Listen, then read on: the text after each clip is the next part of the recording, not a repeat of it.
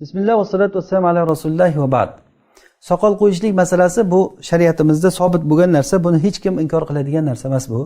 Ulamolarda bunda ixtilofi bor, ba'zi ulamolar buni vojib degan, ba'zi ulamolar buni sunnat muakkada degan, bundan boshqa gapni aytgan kishilar yo'q. Ya'ni shariatimizda erkak kishilar uchun soqol qo'yishlik bu dinimizda ekanligi bu sobit, hamma ummat ijmo qilgan narsa bu.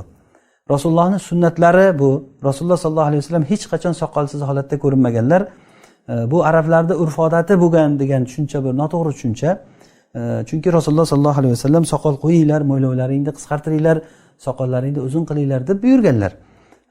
Demak, bu ishda dinimizda bor bo'lgan ishni qilaman desa, agar ota-ona bunga qarshi chiqayotgan bo'lsa, ota-ona qarshi chiqishlikka haqlari bo'lmaydi bunda. Rasululloh sollallohu alayhi vasallam aytganlarki, innama ta'atu fil ma'ruf. Toat yaxshi ma'ruf ishda bo'ladi. Yaxshilikda toat qilinadi, ma'siyat ishda toat qilinmaydi. Toat qilinmaydi degani otani bepisand qilib, bo'ldi uni aytganini qilmay qo'y degani emas bu. Shu ishda toat qilinmaydi. Ya'ni Alloh va rasulini rozi qilayotgan, Allohni rozi qilayotgan ishga qarab yurib ketaveradi. O'shanda Alloh taolo odamning qalbini ham bunga burib qo'yadi. Qalblar Alloh taoloning barmog'i orasida bo'ladi degan Rasululloh sollallohu alayhi vasallam. Alloh taolo qalblarni o'zi boshqaradi. Allohumma ya muqallibal qulub sabbit qulubana ala dinik. Rasulullohning ko'p duolari, mana Ummu Salama onamizdan rivoyat qilinadi. Rasululloh sollallohu alayhi vasallam juda ko'p duo qilardilar. Ey Allohim, qalblarni sobit qiluvchi zot, meni qalbimni diningda sobit qadam qilgin. Alloh odamning qalbini burib qo'yadi. Insonning qalbini sizga qarab burib qo'ysa, sizni odamlar yaxshi ko'radi. Agar Alloh qalbini teskari qilib qo'ysa, u odamlar sizni yomon ko'radi. Har qancha roziligini olishlikka harakat qilmang, baribir odamlar sizni yomon ko'raveradi. Alloh taolo aytadiki, Rasulullohga: "Law anfaqta ma fil ardi jami'an ma allafta bayna qulubihim, walakinalloha allafa baynahum." Ey Rasululloh, agar siz dunyodagi to'la hamma narsani sarflasangiz ham odamlarni o'rtasini ulfatlashtira olmasdingiz, lekin Alloh ularning o'rtasini ulfatlashtirdi. Demak, Alloh qalblarni bir-biriga ulfatlashtirib qo'ysa, Alloh odamlarni sizga nisbatan muhabbatli qilib qo'ysa, odamlar sizni yaxshi ko'radi. Alloh agar yomon ko'rsatib qo'ysa, odamlar o'z-o'zidan yomon ko'radi o'sha odam. Demak, bu yaxshi ko'rish, yomon ko'rishligi bu Allohning ishi. Alloh taolo, demak, Allohni rozi qilsak agar, Alloh taolo o'zi odamdan rozi qilib qo'yadi. Ota-onani, demak, Allohni rozi qilib harakat qilsa, ota-onani ham qalbini o'sha yoqqa qaratib burib qo'yadi. Inson o'zida bir azimat va qasd va shu toatga bo'lgan jiddiylik bo'lsa, Alloh taolo albatta yordam beradi. Ammo agarda sunnatga amal qilishlikdan boshqa bir siqilishliklar, boshqa bir noqulaychiliklar kelib chiqadigan diyorda bo'lsa bu odam, unda o'zini salomatligi uchun, ya'ni bu sunnatga amal qilmasdan vaqtincha kechiktirishligiga ruxsat bor. Ulamolar bu narsada aytishadiki, masalan, ad-daruratu tubihul mahdurat. Zarurat bo'lgan narsalar mahzur bo'lgan, ya'ni mumkin emas narsalarga yo'l ochib beradi. Masalan, bir odam ochidan o'lmoqchi bo'lsa, ochidan o'layotgan holatida o'lmaslik uchun o'sha maytadan yesa bo'ladi. O'lmaslik uchun harom narsani yesa bo'ladi, lekin buni sharti bundan boshqa iloji bo'lmaslik kerak.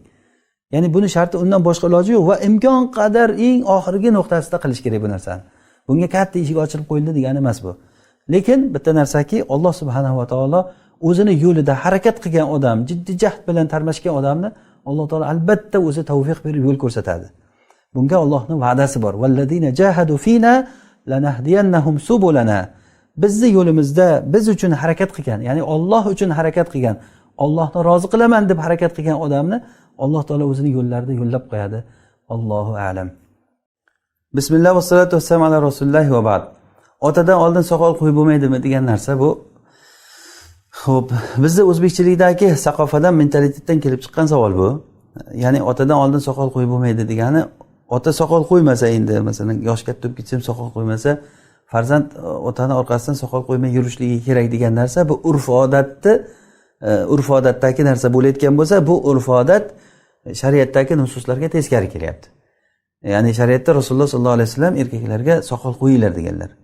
Uful liha va huffush shawarib. Ya'ni soqol qo'yinglar, mo'ylovlaringni qisqartiringlar deganlar. Demak, bu narsa o'sha buyruq bo'lgandan keyin u ota amal qilsa, amal qilmasa, farzand o'zi bu ayn bo'lgan nimalar bu, vojib buni. Ya'ni amallar bu hech qanday bu otaga tegishli narsa emas bu. Qabrga kirganda otang soqol qo'ydimi, qo'ymadimi deb so'ramaydi hech kimdan. Buni o'zidan so'raydi, sen nima qilding deb turib. Har bir odam o'zining amalidan so'ralinadi. O'shaning uchun bunaqangi shariatda qilish kerak bo'lgan narsalarda ota qilishligiga qarab o'tirmaydi. Masalan, aytaylik, bir odam otasi namoz o'qimaydi. Otang namoz o'qimaguncha sen namoz o'qima, otangni hurmatsiz qilgan bo'lasan.